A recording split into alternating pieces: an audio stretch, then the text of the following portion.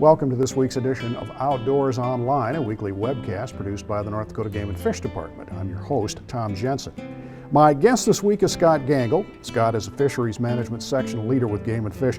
He and his crews are just finishing up their fall reproduction surveys. Scott, explain to me first of all, what is the fall reproduction survey? Well, it's a survey that our crews do every fall. They usually start around the end of August in some places and go into the end of September, and they do them over the course of about 6 weeks in the fall.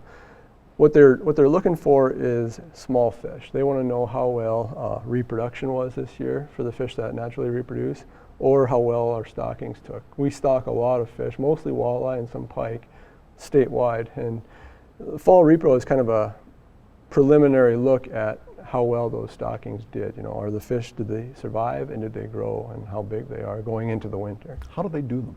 Well, it's similar to what they do during the summer when they're sampling the adult population. They use nets, but they use nets that are just tailored to catching small fish. So they use a combination of gill nets and small fish trap nets, but they have smaller meshes. So the gill nets are just a very small half-inch mesh that only small fish are going to get tangled in. And then the trap nets are also smaller mesh so that small fish can't escape them. They swim in. It's kind of like a minnow trap, but on a large scale. But they'll swim in and they can't get back out. And they'll assess them that way. Once in a while you'll catch adult fish in there too, and those are counted and released. Do you do them on every lake in North Dakota? Obviously not. No, we don't have the time. We've got so many fishing waters right now that we don't have the time to get to all of them. So in a lot of cases we use a combination of our fall reproduction surveys and our summer adult surveys to see how things are going on a particular lake. So we put a little bit more emphasis on the summer surveys. The fall surveys, we want to know, is a new lake that we just stocked, are the fish surviving in there? Are there fish like in a winter kill lake that we may have restocked? How are things doing in there? Some of the big waters, the Missouri River system, Sakakawea, Devil's Lake, we try to keep track of those. Some of our more important waters we monitor regularly, but we can't get to every small water all the time. You mentioned the Missouri River. Now, we did have some issues during 2011 with the forage, of course, in the flood. What are you finding out about the Missouri River now? Has the forage rebounded well? Have the fish rebounded well?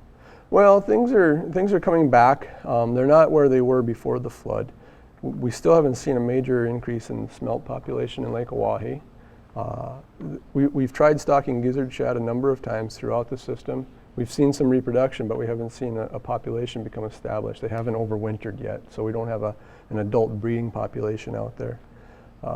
But what we have seen is a rebound in some of what we call the alternate forages. And we saw that right away after the flood. Some of the things like crappies, white bass, yellow perch, a lot of the minnow species were doing fairly well. And we're still seeing that, and they're kind of carrying the population. We lost a lot of the predator fish starting in about 2012. You know, conditions were really poor. We saw natural mortality take a lot of fish out of the system. And so now the predators are kind of a lower level, and they're starting to build back up, and they're kind of more in balance with the forage that is available out there. Like you don't have the resources to do all of the lakes in North Dakota, I guess we don't have time to discuss all the lakes in the reproduction survey. So let's just hit some of the high points and some of the nicer lakes that you've found.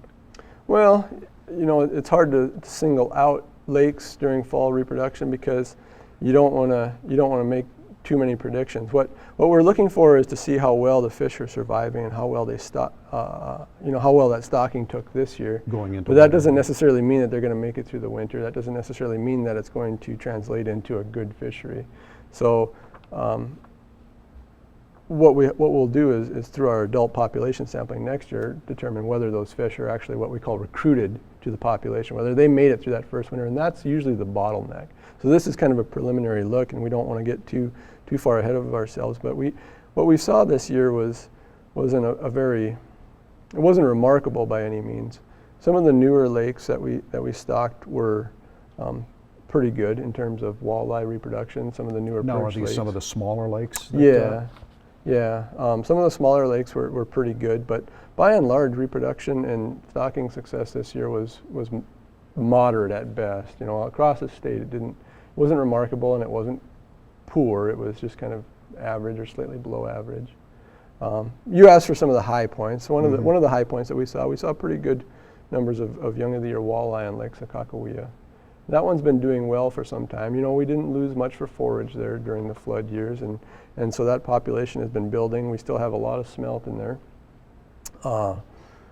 So it's kind of promising to see a lot of young of the year walleye. We didn't stock a full stocking this year, so some of that is probably from natural reproduction too. And so that'll give us a little bit of a buffer next year if we don't need to stock as many into Lake Sakakawea because there's a good year class coming on.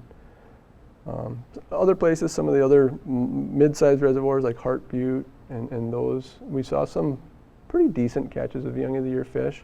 Nothing record-setting, but again, on a statewide basis, this wasn't a record-setting year by any means. Well, to put that into context, though, Scott, even a mediocre year in North Dakota, coming off some of these really record reproduction years, even an average year is pretty good. Right, and we're not really concerned at this point with having some low catches because you can kind of expect that when you've got the populations of fish that we do on the landscape. You know, our fisheries are booming right now in terms of adult fish, and we've had a few years of really good water, really good wet years, and that has been translating into good productivity and good stocking success. So we've got a lot of year classes out there, and sometimes when you have really dense fish populations, it'll suppress what's coming up after that. So it's no surprise really that there's going to be some lower years of reproduction and stocking like we're seeing this year.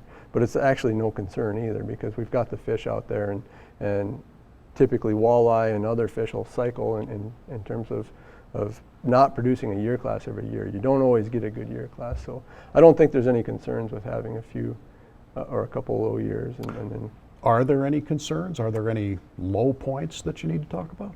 Well, I think, you know, in terms of low reproduction, Devil's Lake is one that we didn't see a lot of young of the year walleye on this year.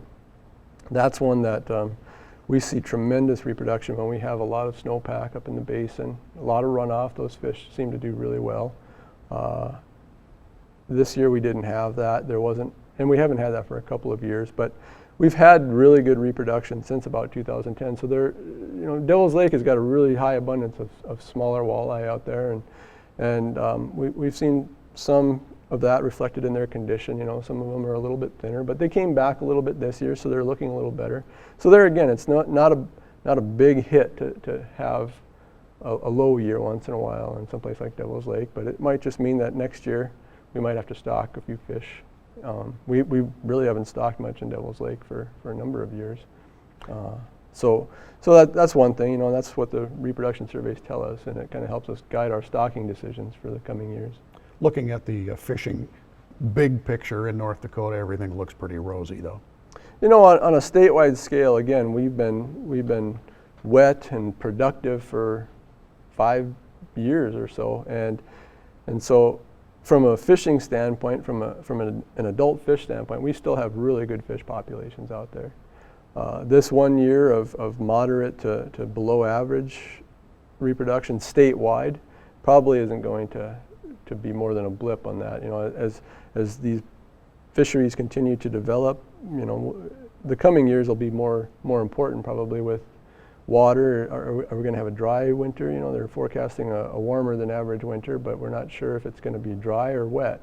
And so that's going to dictate a lot of what happens next year and whether we're going to have a gradual drying down or an increase in water again. We saw in 2015, a lot of our lakes started losing a little bit of water. If you drive across the state, especially the central part of the state east of Bismarck, a lot of the sloughs, you can see a lot of shoreline around the edge of the water, which, you know, a lot of them lost some water this year. And that's not uncommon in North Dakota when you're talking about these prairie wetlands. You get into August and September, and they tend to be drier months, and evaporation takes a lot of that. Now, if we get some snowfall this winter and get a little bit more runoff, those will come back and we'll be sitting good. All right. But as far as the fall reproduction goes, you know, we're talking little fish, and we're talking fish that probably aren't catchable to anglers just yet. if anybody's interested in where to go fishing or whatever, our guys are going to do a really good job of updating our website, our fishing waters list, all of the fishing information. So by probably mid-November, we'll have a pretty good idea of what the adult fish populations are looking like to give to anglers so that they can plan their ice fishing excursions this winter. Scott, thanks. You're welcome. There is a ton of information about fishing in North Dakota on the Game and Fish website at gf.nd.gov. You can find stocking reports to find out which of your favorite lakes have been enhanced with stocked fish. You can find maps that show the contours of all your favorite fishing lakes, even directions to the lake, which species inhabit the lake, and whether or not the lake has boat access or fishing piers. Again, it's all available on the Game and Fish website at gf.nd.gov. For Scott Gangl and the rest of the staff here at North Dakota Game and Fish, thanks for joining us for Outdoors Online. We'll see you again next week.